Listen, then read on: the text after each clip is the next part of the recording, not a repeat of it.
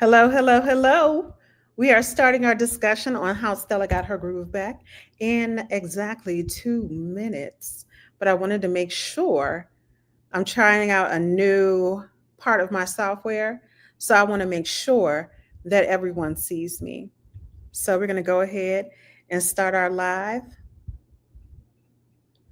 on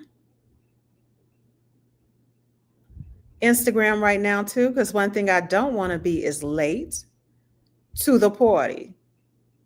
How y'all doing? Are you there? Hello, hello, hello. Come on in. If you're on Instagram right now, if you're on Facebook right now, if you're on YouTube, go ahead and say hello. I'm just going ahead and making sure everything is up and moving, refreshing everything.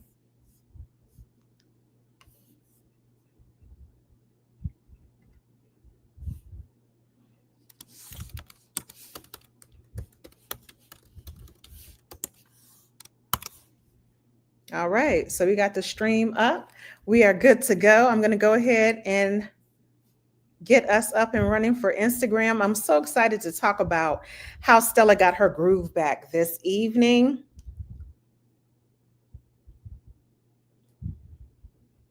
So let's go ahead and get this cracking on Instagram.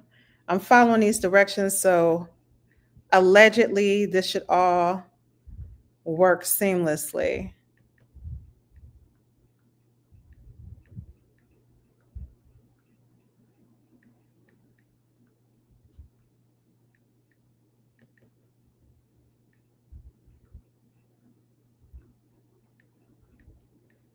And tonight's discussion is around how Stella got her groove back, starring Angela Bassett, Taye Diggs, and Whoopi Goldberg.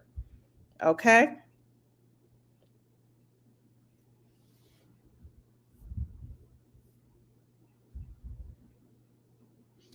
All right, everyone. Come on in, come on in, come on in. I see I got about one viewer in here right now. So I want you to come on in, come on in, come on in. We are starting our live talk film discussion of how Stella got her groove back, starring Angela Bassett, Taye Diggs, and of course, Whoopi Goldberg. For those of you who don't know, this is a book. It's an adaptation of the 1996 book by Terry McMillan of the same name. Okay. What's up, Open Toe? Oh, you want to be in the video? Or this? I gotta see. I want to see if he is gonna come on live with us right now.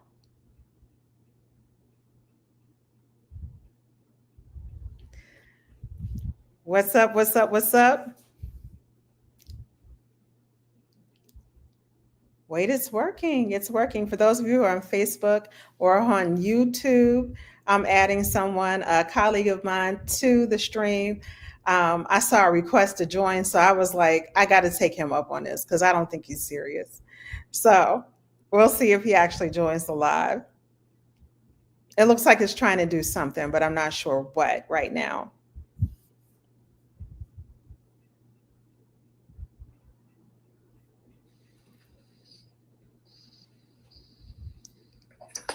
Open Cell Media.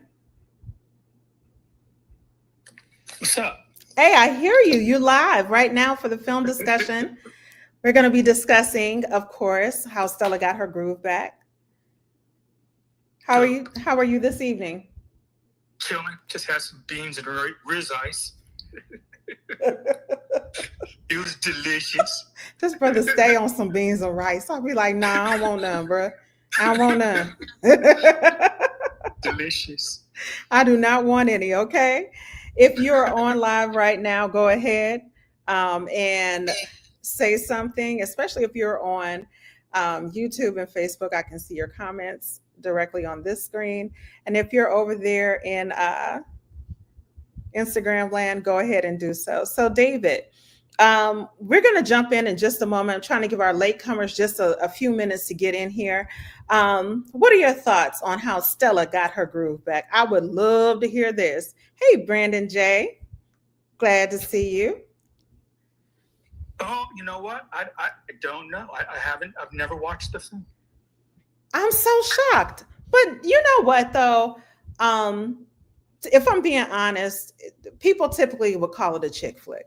So I understand why you may not have ever seen that film. And that was like in Y'all Van Zant's joint, right? No, that was Terry McMillan. Terry McMillan, that's right. And remember, for those of you young people who are just joining us, let me put y'all on to a little something. Terry McMillan dominated the mid to late 90s. Actually, I would say from about 91 to about 2000, everybody was reading a Terry McMillan book. Terry McMillan was very, very popular. Her books, Waiting to Exhale, is another one of her books that was turned into a film that starred, of course, Angela Bassett, Whitney Houston, Loretta Devine, among many others. And then, of course, How Stella Got Her Groove Back, Disappearing Acts. Those are all Terry McMillan books that came out in the 90s. And I was in college and we were reading those books and passing them around. Have you read any of those books, David? Oh, you know I don't read books. You know what? I'm not sure I want to expose people to our level of conversation. I don't think you want to. I'm not sure that folks is ready for the conversation that we have. I didn't mean to do this. I was just trying to come on. You might want to just, put mute on my mic. I mean, I think that honestly, you are going to, yeah, okay. So I'm gonna just kind of pivot a little bit. No, but Terry did put she put Tay Diggs on the map, right? Yeah, because he played the love interest in the film. He plays Right Winston. On. So we are going to talk about his character and Terry McMillan's real life romance, and then very public breakup with the guy who inspired Winston. So it's going to be a pretty raucous and interesting conversation that I hope you all join in on. So if if you're sitting there, you're watching this, I ask you all to click like, hit the share button and click like. If you haven't subscribed or followed me yet, please go ahead and do so. We're going to talk about how Stella got her groove back. In the meantime, in between time, David, I'm going to let you go so I have the rest of my screen. But when you have comments, feel free to jump on in and let us know what you think, because we are also going to be discussing May-December romances. So for you all who are not familiar with that colloquialism, all that means is an older person dating a young person, vice versa. And I feel like that's definitely become much more talked about in regards to women, older women dating younger men. I'm all for it. I knew you would be. I'm all for it. Women. I like older women. Okay. I told you about my last experience. Yeah. Yeah, you did. You did. It was deep. It was deep. You know what? Not saying a word. Okay.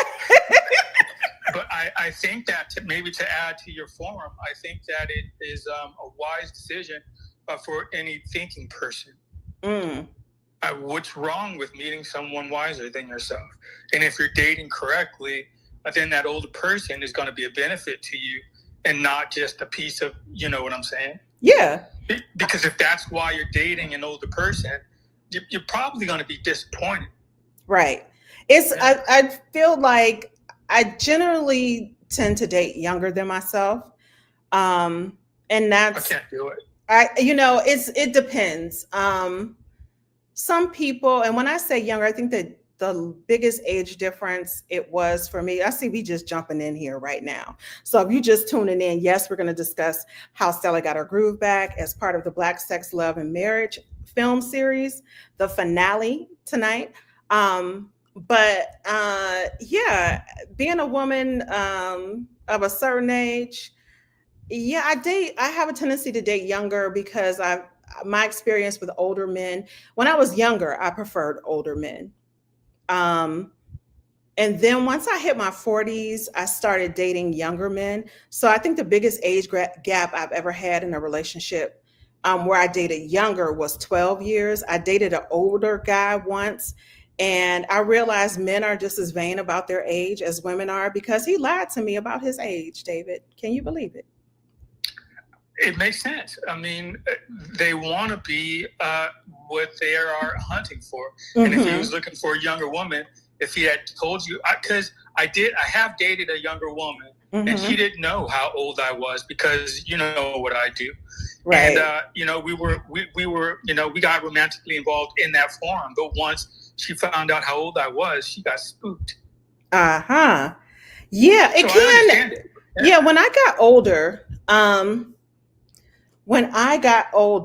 and for those who are watching, Brandon says the film How Stella Got Her Groove Back is currently on Tubi. For those who haven't seen it, you can watch it for free right now on Tubi, and I encourage everybody to watch it so you can all have an opinion. But I will say that when I was younger, much younger, I would say in my 20s or 30s, dating an older man, and at that point in my life, an older man was probably someone in his 40s. I had been flirted with by men in their 50s, even 60s, when I was in my 20s and 30s. And it always kind of made me, like, especially when I knew their age, it made me paranoid. And to a certain extent, that paranoia was good, because I was trying to make sure I wasn't being involved with someone who was trying to take advantage of my naivete, if that makes sense. You know what I mean? So it's like, hey, Baba, thanks for joining us. Yeah, so me dating an older man in my 20s and 30s, I kind of had my guard up a little bit, because you hear about predators who date younger women because they think younger women are stupid. And they can get over on some younger women, right? Whereas, you know, when I was an older woman, me as an older woman currently right now, I'd like to believe that people don't know my age or how old I really am. To David, you and I had this conversation. David doesn't look his age. I don't, you know, we didn't know each other's ages as we were working together, but I definitely felt like I dated younger men, and the men who I was dating who were younger than me, they liked my maturity and the fact that I wasn't, like, I think, pressuring them to be in a long-term relationship at the time. They didn't necessarily know how old I really was. And I dated them because I wanted to have a good time. When I dated men my age or older, I found that the men that I was kind of attracting, they wanted to sit and watch documentaries all day. And that's not true. I love film. I'm a filmmaker. We make films, right, David? But I was like, I like to go and do things. I like to experience life. And I felt like these were men who were not in that phase. Yeah. You know what I'm saying? Like, they was on some old kickback. Why can't we just why can't we just sit here for a minute? I'm like, no, I don't want to do that. Mm-mm. Well, no, I was not that dude. No, I would never see you as that dude. I never, knowing you, I wouldn't see you. You're not that dude. Is your show rated G? You know, I got a potty mouth. It is rated, I'm going to say PG-13, but we like to have a good time. So, you know, you got a little latitude there. Not G. No, my question was, what's your show rating? Like G, PG, R? Okay. PG-13. Right, we're like PG-13. Yeah. We like it a soft R. I was the guy trails off of her. Okay. You what? Soft. You know what? A soft R, PG-13. Yeah, I was trying to do rails off of her, but I figured that was. What? I don't even know what that means. So I'm gonna hit pause on the rails. I was definitely not the documentary dude. You was trying to live in your best life, okay? David was over there trying to live his best life with that young girl. And I can't lie. Like, shoot, I was try. when I was She just when I was dating younger, I was like, I'm gonna live my best life as well. Can I keep up? Be the audience. That's all. Yeah. Oh my God. All right. I don't know how to necessarily let you go from this, but let me see. Let me look, let me see. I'll stay on if I'm not too rude. No, it's cool. It's cool. It's cool. You're good to go. So if we are all in here right now, I want to thank you for joining me tonight. We're going to be discussing How Stella Got Her Groove Back, starring Angela Bassett, Whoopi Goldberg, and Taye Diggs. Now, the film came out in 1998. For those of you who clearly weren't born yet, I'm looking at some of y'all in the comments. Y'all weren't born yet. But 1998, the late 90s, early 2000s was a really special time, I feel like, for Black film.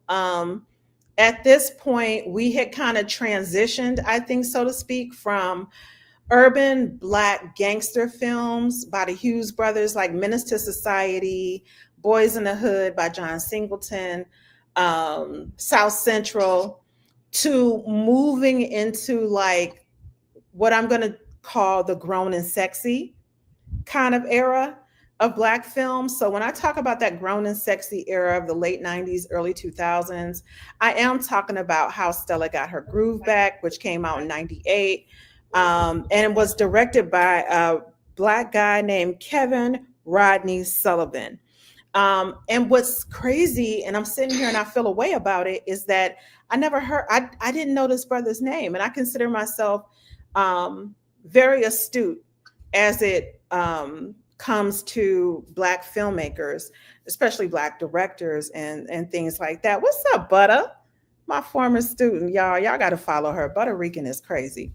But she's a hell of a filmmaker, wonderful writer as well as David.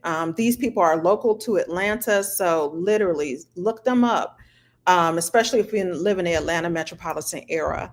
But Kevin Rodney Sullivan directed How Stella Got Her Groove Back. He is also directing television as well.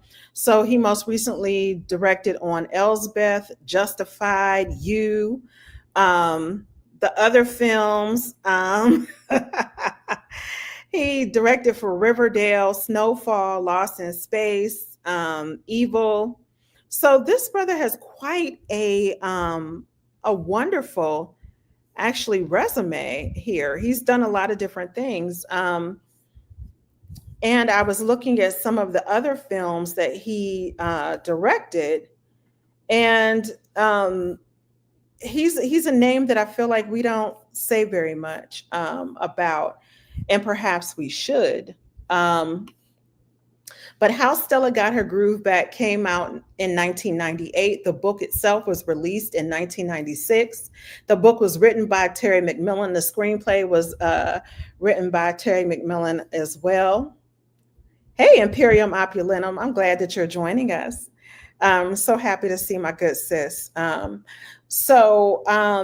We're talking about, when we talk about this late 90s era of Black film, we are talking about Brown Sugar. We are talking about, let me see, what are the other ones that came out during this time? Let me see. The Best Man. Some of these are a little past that era, but let me see. Brown Sugar, Best Man, all of these things were coming out around that time. Waiting to Exhale. All of these movies really kind of gave us a look at, so Brown Sugar came out in 2002. Hey, Ronnie Lee Rowe, what's up? How you doing? That's my boy. Okay. Dave said, what's up? David said, what's up, Ronnie? Two Can Play That Game. We're talking about Booty Call. We're talking about all of these films that came, How to Be a Player. How could I forget that? All of these films came out in the late 90s, early 2000s. And they were starring people who were like hot at the time. Taye Diggs, who was also in this film, Sanaa Lathan. You got Gabrielle Union. You've got she was in Delivering Eva during that time. Besides Bring It On, um, you had quite a few people. Oh, Jason's Lyric. All of these things were coming out around that time. And so the beautiful thing, and Jason's Lyric actually came out in 1994. So all of these films coming out, it was something significant culturally in the Black community. Because, oh, Just Right, very good. With Queen Latifah and Common. Um, and I have to say that, as I stated to you all during this series, I am not a rom com girl. I'm not.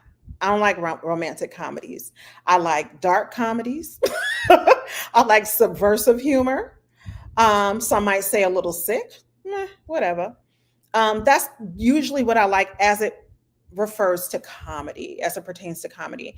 Romantic comedies, not my thing. Romance movies are not my thing typically. However, in these films came out when I was in my 20s, and at the time, they were a cultural phenomenon. So, how was I not going to see these films and read these books? Because I read a lot of the books as well. Elin Harris was another popular Black author at this time. So, you had people reading a lot of Elin Harris, Terry McMillan, and I'm sure, oh, The Coldest Winter Ever by Sister Soldier. All of these things were very popular at the time. And if you haven't read The Coldest Winter Ever, I'm going to tell you to go back and read that. I think there's a sequel out for it, but at the time, like, we hadn't read anything quite like that. I think it kind of predated the urban lit kind of kick. And when we say urban lit or urban movies, let's be clear, ladies and gentlemen, all they're saying is Black. It's really code for Black.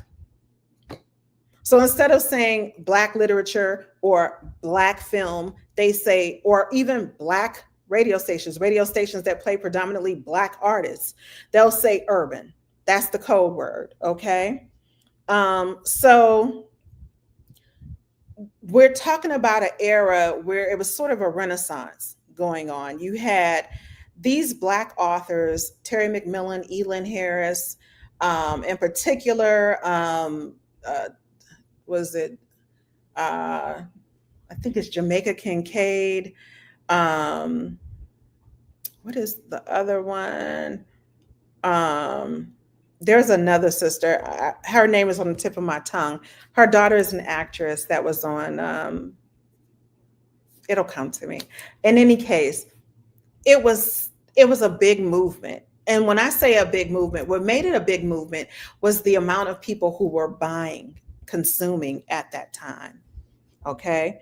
All of these people buying and consuming at that time. So, these authors were able to make a very comfortable living off of their artwork. And that's literally all we can ask for as artists. As artists, that's really what the dream is. It's not so much I want to become filthy rich. It's all about, I just want to be able to live comfortably, right? And be able to support myself off my work. Okay.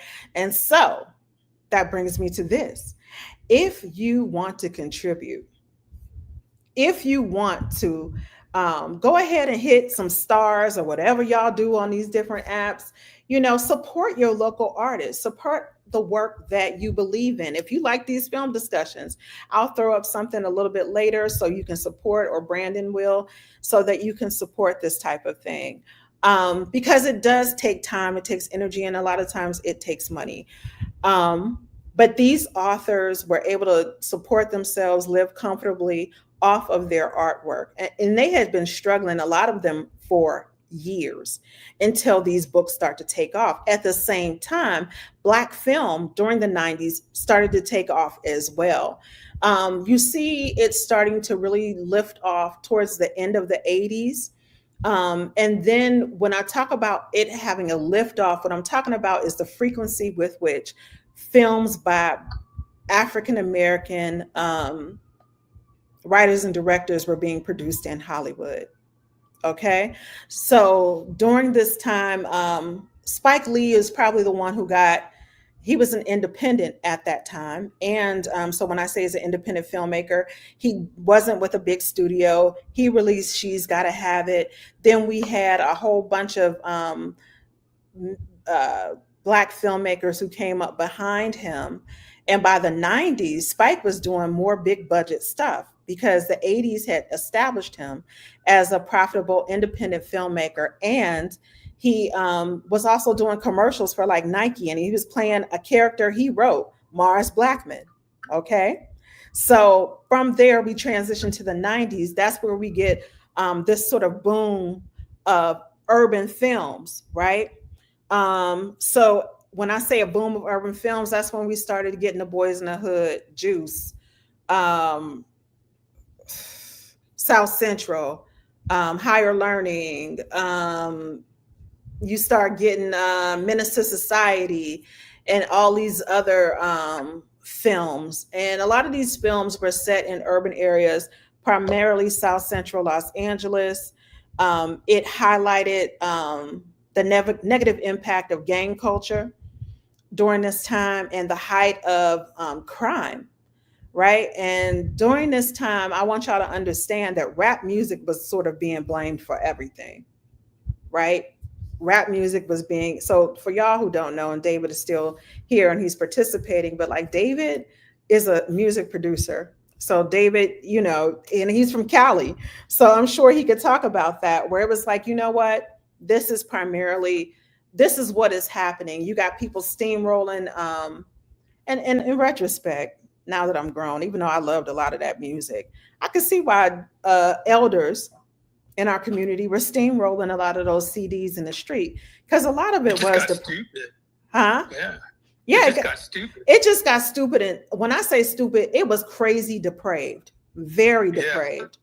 All of these things were coming out. But then we went from like this very kind of sort of I don't want to me those films are depressing. I'm gonna keep it a buck. South Central, Menace to Society, I absolutely hated.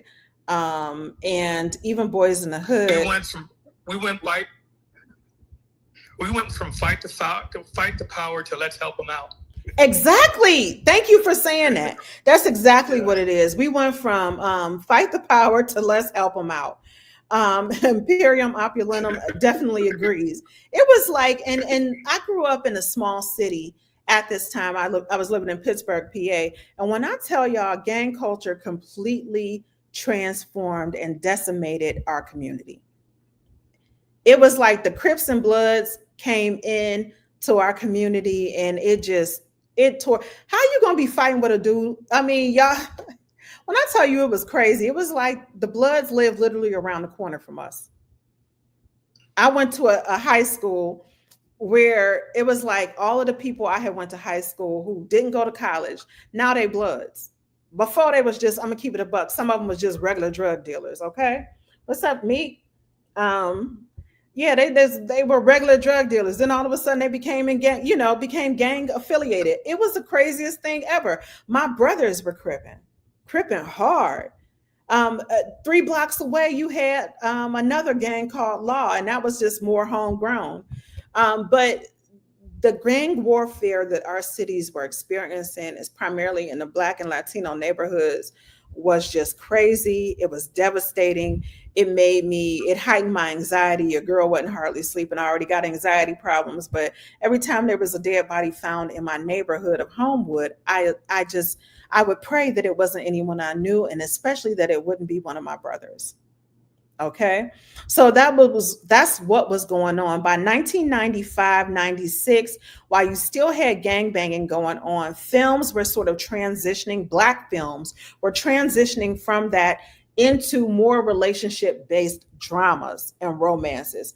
Waiting to Exhale, How Stella Got Her Groove Back, Brown Sugar, Just Right, hell, even Vampire in Brooklyn. All these films started coming out. Best Man, Inkwell. You start seeing a different sort of narrative being pushed. And as a filmmaker, it is important for us as filmmakers, as media makers, as image creators, story creators, to sort of examine the stories that we want to tell. And listen, I'm all about being honest in my work, honest to a fault to a certain extent. Because some people are like, well, your first film, Blood First, that's a feature film and it's got people selling drugs and there's murder in the community. Yeah, but those things, there's redemption in my film. And B, those are things that do happen in our community. So I'm not going to lie and say that that's not what's happening in the community, but I even know that that's not all the stories that I want to tell. Those aren't just the stories I want to tell. They aren't. I have a whole lot more stories I want to tell, because Blackness is not a monolith, and it's not all violent, and it's not all devastating and ignorant. Like that's not Blackness. That's not what being Black is about. You know what I'm saying? However, as an artist, we oftentimes reflect our work often reflects what it is we see, what it is we experience, and understand that what we see and experience, it grows and changes over time. It grows and changes over time, especially if you're a human being who is into growth and improvement. It'll grow and change over time. Okay. So that's what happens to us as filmmakers. So we start to see that transition. Now with How Stella Got Her Groove Back, again, it is an adaptation. Hey, Devin. I used to call this guy Devin Bell. I used to call him Dale all the time. This child would not he would not correct me. I was his professor. So for you all who don't know, I was a professor of film and entertainment for about 10 years here in Atlanta. And Devin was one of my favorite students, Devin Bell, AKA Dale. And finally, one day he got the courage to tell me, my name is Professor Young. My name is Devin. I said, well, who is Dale? He said, I don't know. I love him. I love him. I love my students. But when we talk about How Stella Got Her Groove Back, first of all, Angela Bassett, this was when the trajectory in her career was just going up. Angela Bassett, y'all know how y'all look at her as Queen Diva, the Queen Mother, and how she is just, she's a legendary. She wasn't legendary in 98. Okay. She was not legendary yet. She was on her way to becoming an icon. And this film helped to put her on the map. The film in and of itself is about Stella, played by Angela Bassett, who is, of course, she's in her 40s. She's extremely successful. She lives in San Francisco. She's a stockbroker. And her best friend, who lives in New York, played by Whoopi Goldberg, Delilah, tells her that you need a break. You need to go get some. You need to relax. And so she tells her, all right, let's go to Jamaica. So they go to Jamaica. And all these old dudes is hitting on them. What's up, Flip? All these old dudes is hitting on them in Jamaica. But Taye Diggs' character, Winston, is what catches her eye. And she did at the time, what a lot of older women do. You'd be like, oh boy, you better go on somewhere. I'm about old enough. I'm old enough to be your mama. You better go on somewhere. And you be looking at them like, boy, this young boy don't know. And for you all who don't know, women in their 40s have the libido and the sex drive of a boy who is 17, 16 years old. Real talk. Yep. That is a cruel joke. Yeah, it's a cruel joke. Because when it ain't cool at all. Because once you hit them 40s, you be like, hey, yo, look here. They say the perfect sexual partners is a 17-year-old boy and a 35 to 40-year-old woman. It's probably true, but we don't condone those relationships because he ain't grown. Okay, you can't give consent. That's where they are. But sexually, it's the truth. It's where they are. And having been in my 40s and comfortably on the other side of the 40s, yeah, the 40s were a trip. Um, the 40s were definitely a trip. Uh, it was one of those things where you would sit back when you watched. I mean, yeah, that's I ain't gonna tell no too many stories on here, but like I said, that one he was like 12 years. Shannon Sharp. Well, here's the thing: Shannon Sharp is an old dude. He ain't got good knees. I didn't see that man walk. he ain't got good knees. It's cold, but he was a professional football player. You know what I'm saying? For those knees. Huh? He got paid for those knees. He got paid to have them bad knees. Okay, yes. He can't keep up with no young girl like that. You know what I'm saying? However, when you're in your 40s and you're a woman, what made how Stella got her groove back so special is the fact that we had never seen a relationship like this portrayed on screen. That was the beauty of it, right? The beauty of it was that we ain't never seen May December romance where it's an older woman and a young man. Okay, next step, next level, because there's layers to this, there's levels to this. We ain't never seen an older Black woman talking about getting with a younger Black man on screen. It was pretty fresh. It was very fresh. It was what we like to call refreshing. Now I think about my aunts during this time. So my aunties in the late, when this came out, I was probably about 25, 26 years old.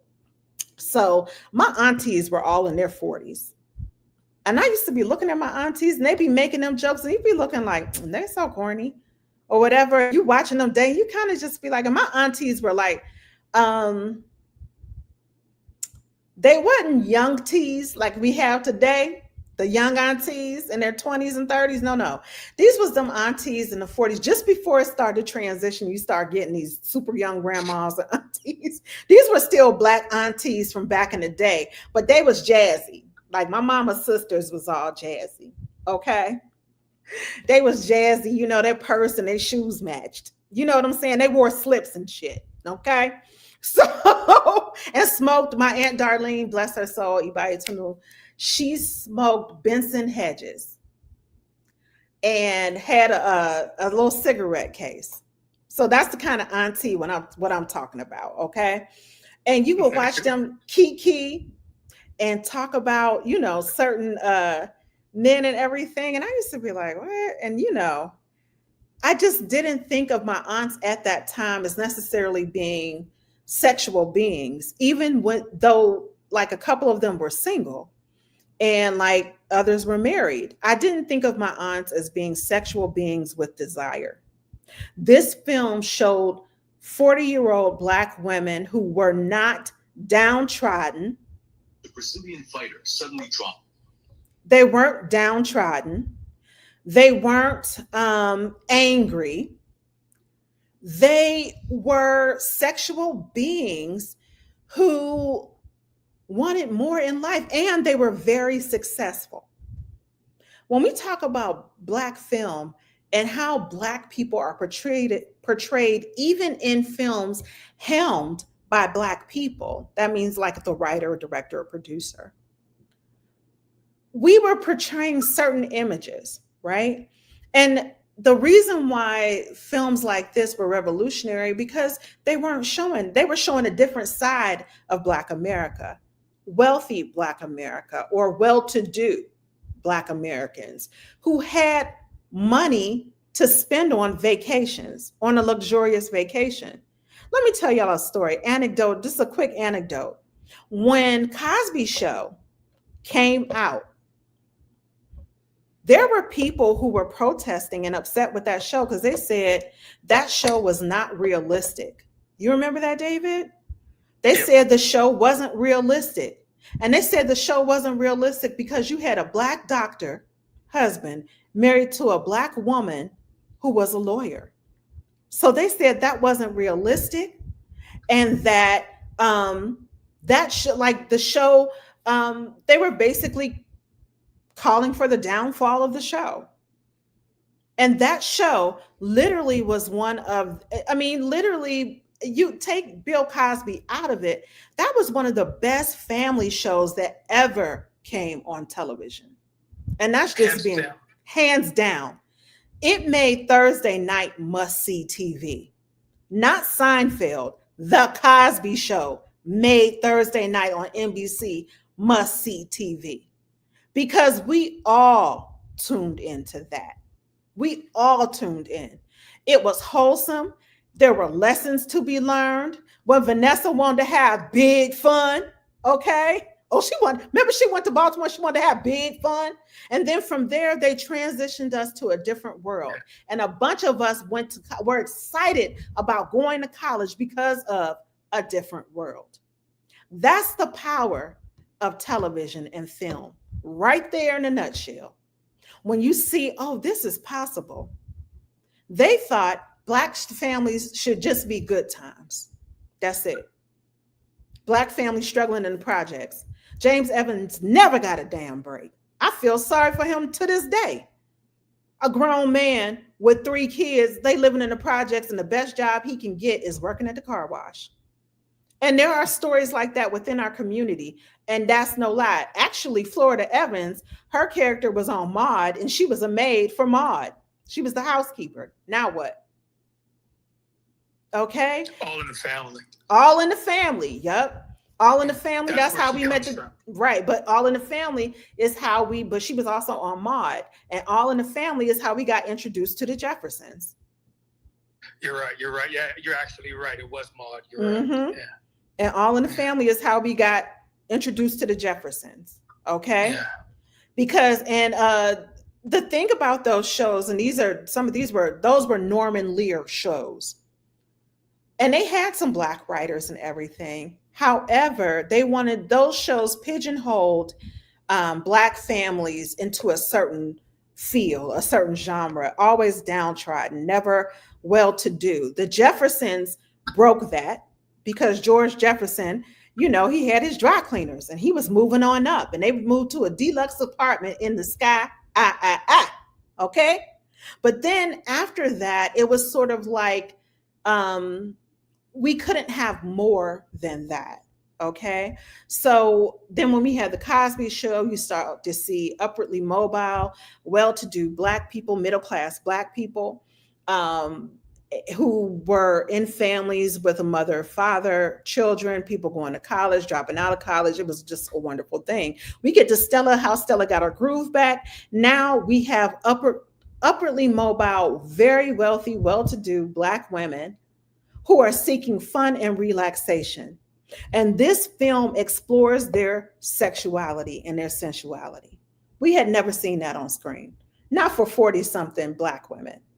No. Mm-mm. And she was in charge.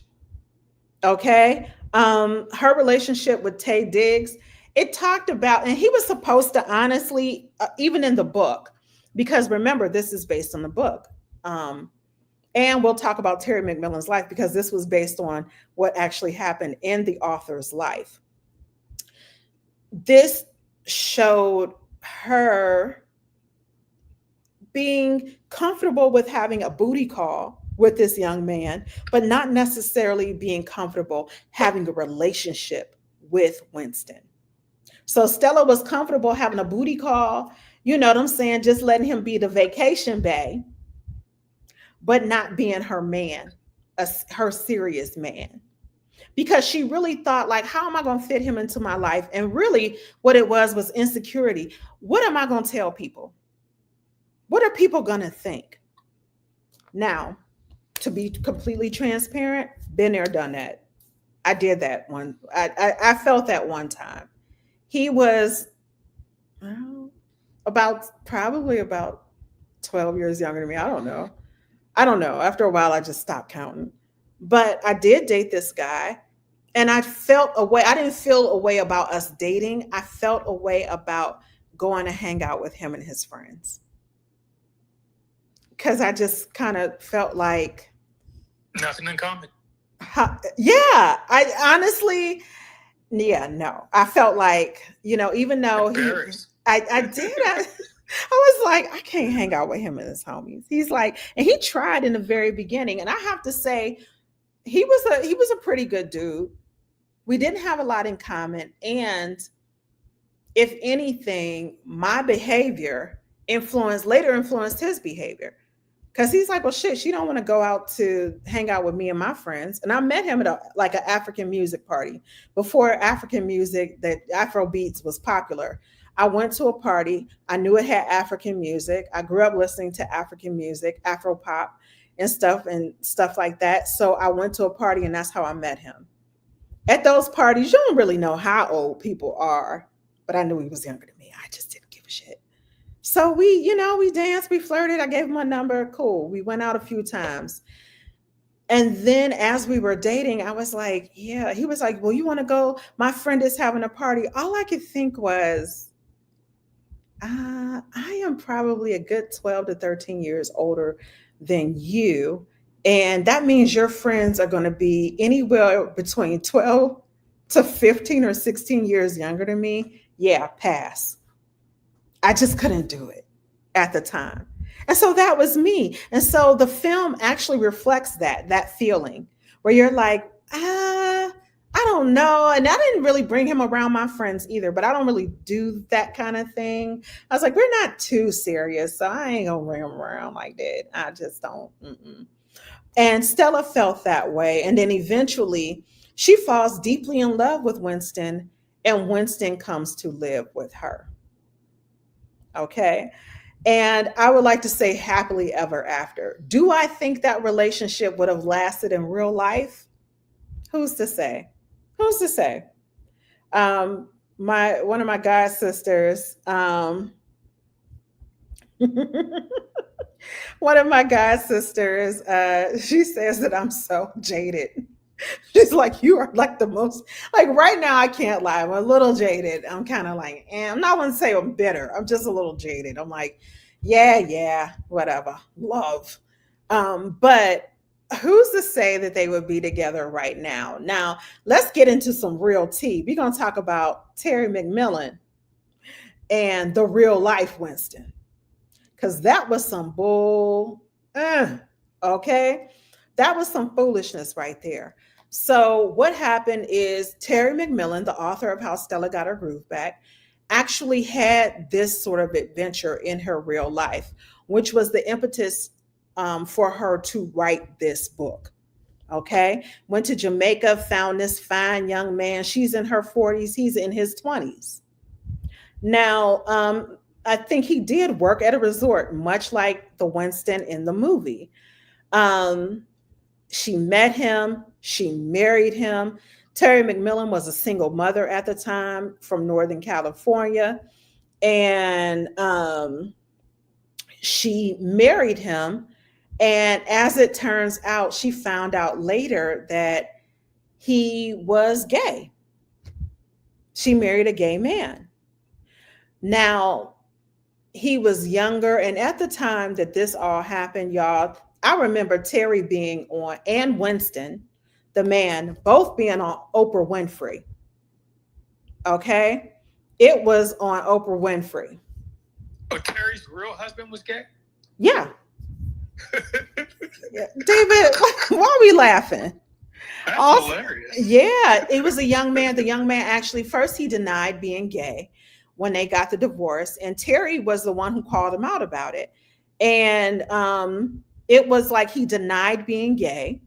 And in the late 1990s, for the children that are watching, my babies, I want you all to understand that, hey, Silver Foxware, Aunt Mickey, cousin Teeny, I want you all to understand that during that time, Black people especially were not coming out as gay.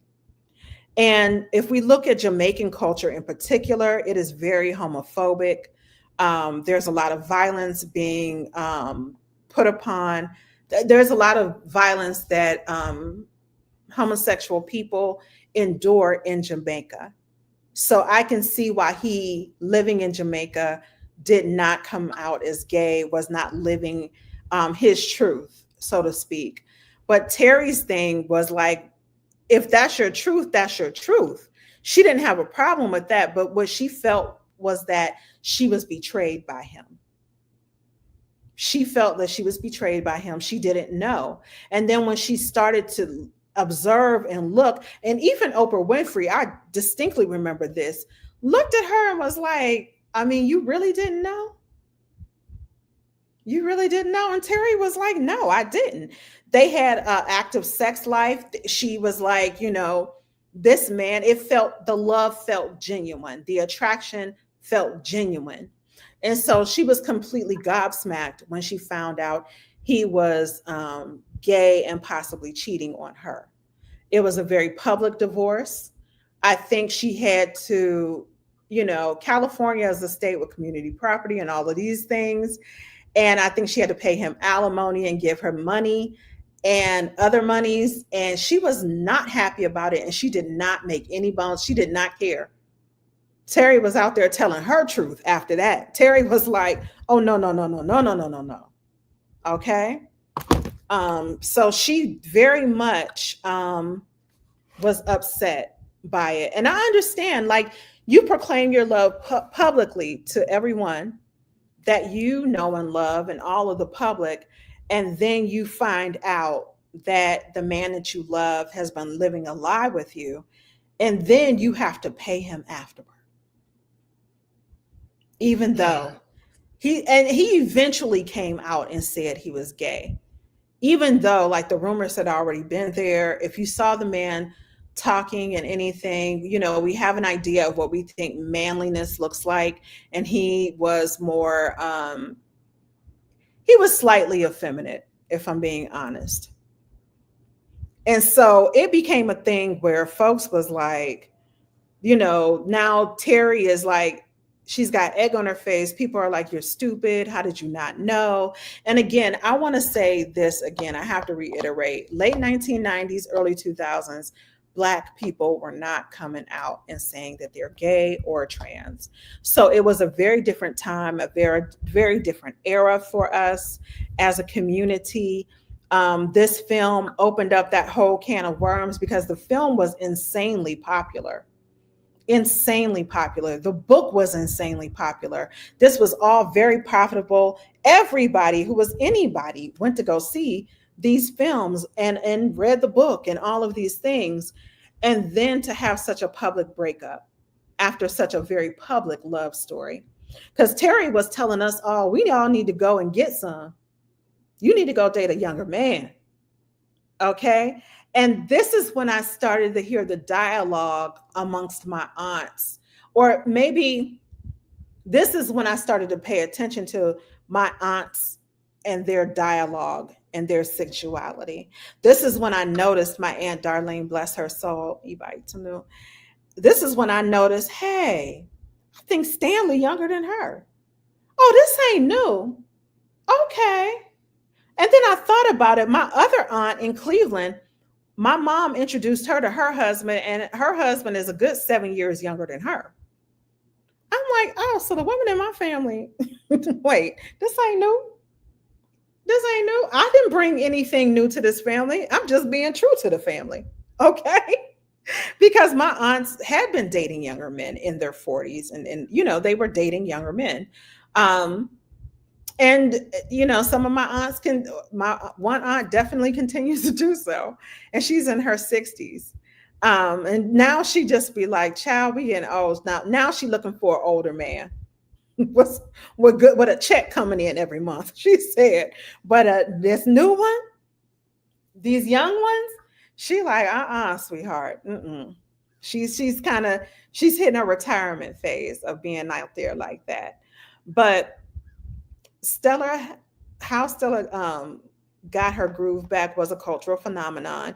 It opened up the door to talking about Black women and their sexuality, who are not 20-somethings, but women in their 40s and older. And in the film, you had Whoopi Goldberg encouraging her the whole way. And so the film is also about very much sisterhood amongst Black women as well, and our bonds and our friendships. Because I'm going to tell you, the chicks that I hang out with, if we're not into some foolishness and fuckery, we ain't hanging. I mean, we have have a good time. That's all I can say. We talk about everything. We're honest with each other. I think I've developed a really good group of women who we're comfortable with each other, and we just keep it real with one another. And plus, I got to tell y'all, once y'all reach a certain age, you'd be like, what's the point of lying about anything? I'm not lying about a damn thing, because this is who I am. It took me a long time to get this comfortable with myself. And I'm speaking for myself personally. It took me a long time to get to this point.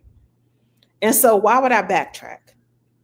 It's so freeing. Lies are lies. Yeah, lies are lies. I'm like, yeah, I don't like something. I don't like it. I don't want to go. I don't want to go.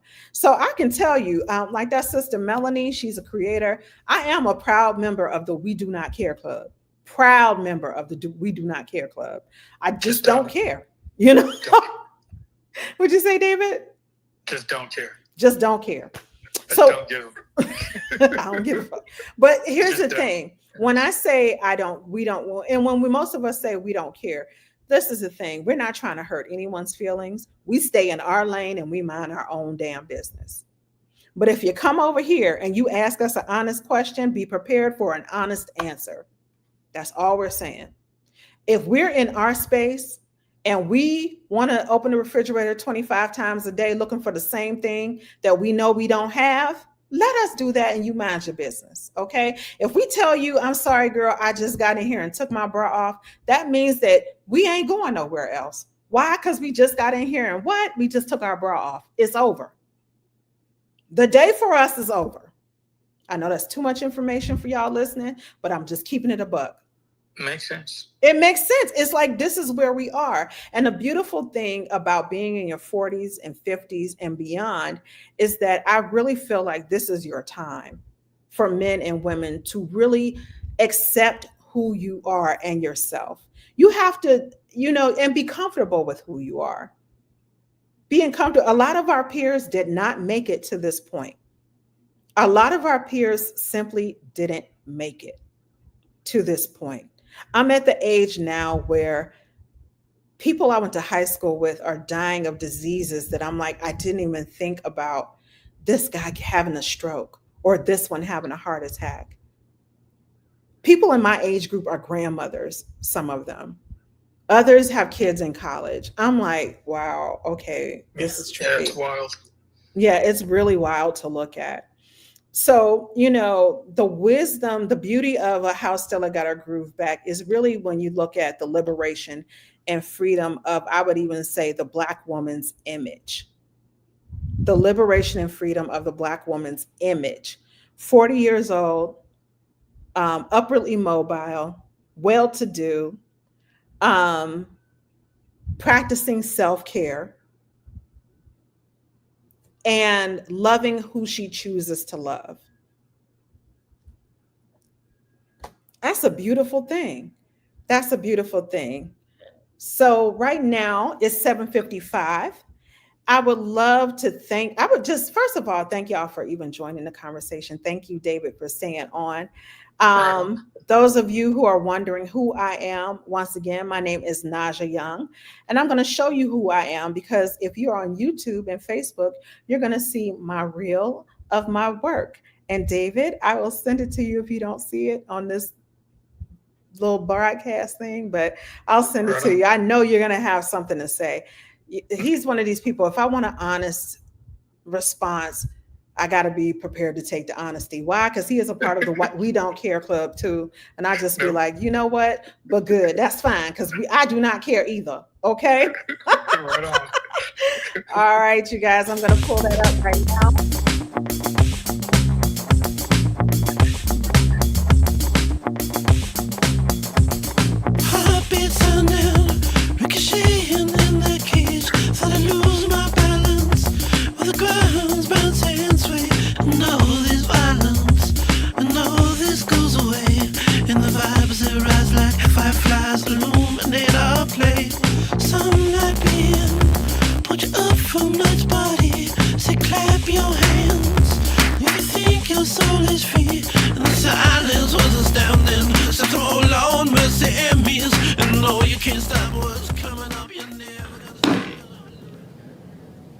Ain't nobody listening or coming over here, oh, so just focus, okay?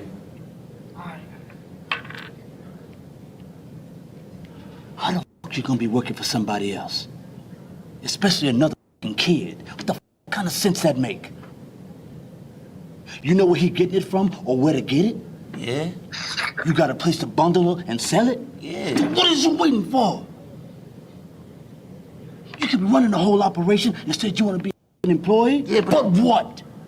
I thought you taught us about loyalty and sticking together. All right, Dawn is my boy. Whoa.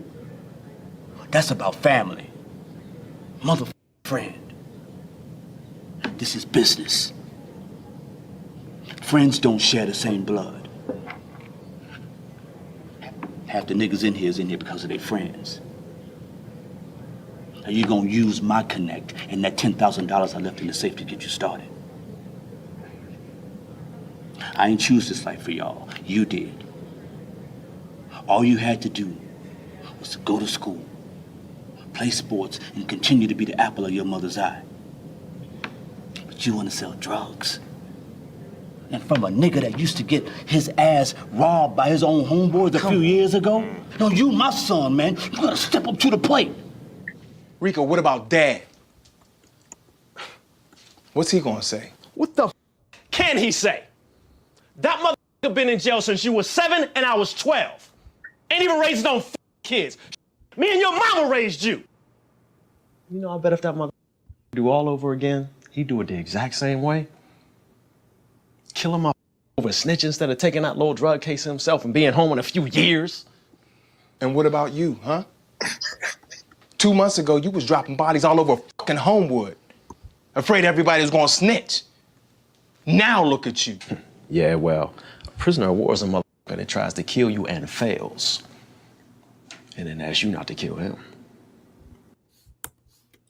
So those of you who are listening on different devices, What the you gonna do with those shields, Marcus? Cut this finger off like in the movies. I want What you movie, Marcus? The Close Encounters? The fucking movie with the white woman. Alien movies have white women. And, Species. That's it, like Species. Just like that. Now, You got to be kidding me right now. man, Please. no, we want. Marcus, I need you to consider this. If this is just a real boy, you would have just kidnapped him and committed assault with a deadly weapon if you cut his finger off. And I'd become an accessory if you... Tell me again why you think this brother right here is a... I told you on the phone already. Tell me again so I can understand. Yes, David, I included I didn't let our her do film anything. Stranger Did you kiss her back? in my reel. No, I didn't kiss her back. Right on, you should. Good. Good film. Because that's how all this gay business starts. It's a sin laying up with another woman, then trying to get married in a church. Nothing is starting. Are you sure? Yes, I'm sure. You know what you need? A man. Oh, Lord. Not this again.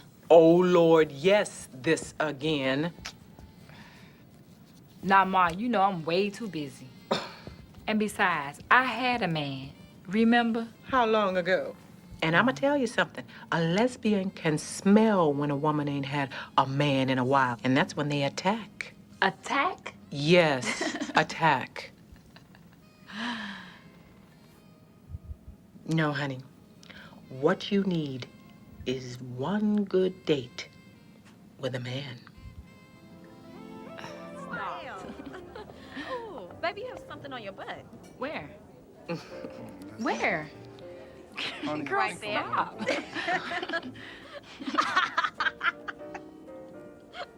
Sky. Earth the sky. Come on. Just go. I don't feel so good. What is wrong with you? I'm not gay. I saw you. It was just research for a show, that's all. What are people gonna say when they see you gallivanting around town with this girl? People are gonna be thinking I'm gay because of you. That's crazy. I don't want people thinking I'm gay, Sky. I don't even see what the big fuss is all about. The big fuss is that you did not think about what this would do to me and your father. People thinking we're having some freaky deaky titty sucking coochie looking free for all over here. So what, you gonna stop speaking to me or something if I see her again? It's her Or me.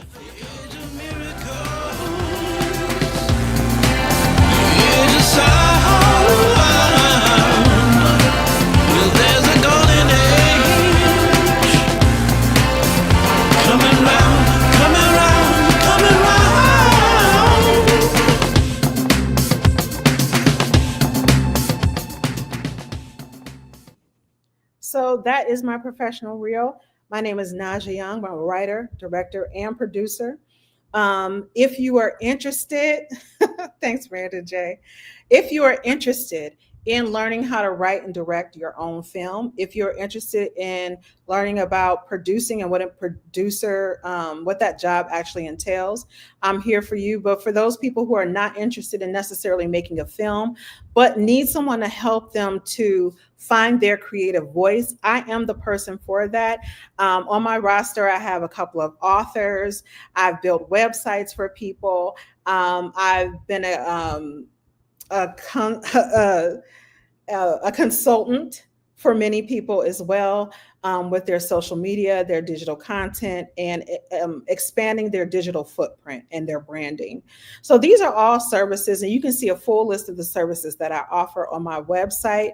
And my website is right here at the bottom of the screen for those of you on Facebook and YouTube. For those of you who are on Instagram, if you look in the in the comments, you are going to see my website. Go ahead, take a look at it. And if there's something that I can help you with, I really would love to do that. Let me be clear. I love helping people. And my students, some of them who are still on this feed right now, will tell you I absolutely love helping people. And I love teaching about film, media, digital content, and things like that, because this is my life. This is my passion. I worked for many years in theater, so I also work as an arts consultant. And what that means is I help companies, primarily educational companies and schools, come up with arts curriculum for their students from K through 12. I worked for 10 years in higher education as a professor. And most recently at Atlanta Metropolitan State College. I'm currently a creative strategist, multidisciplinary artist, and filmmaker. So if you need any help with anything that's creative, I'm your girl. Please go ahead, book my services, reach out. The first 20 minutes of the consultation is free. Thank you all so very much for joining our conversation tonight about how Stella got her groove back and sexuality over 40, okay, as Black women. So thank you all so much, and let me know how you feel. Bye. Yay!